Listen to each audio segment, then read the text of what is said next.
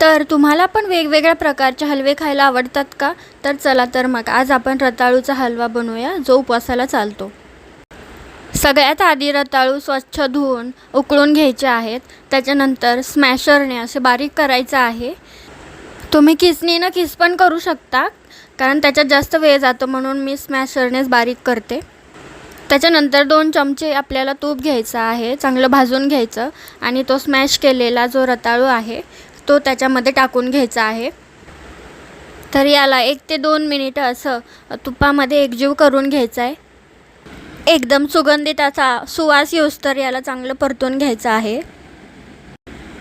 याच्यानंतर 2 चमचे साखर किंवा तुम्हाला कमी जास्त गोड काय लागत असेल त्याच्यानुसार साखर टाकायची आहे आणि असं परतून घ्यायचं परत, जेणेकरून ती साखर सगळी विरघळली जाईल. याच्यानंतर तुम्हाला हवे असणारे ड्रायफ्रूट्स टाकून परत एकदा परतून घ्यायचं आहे.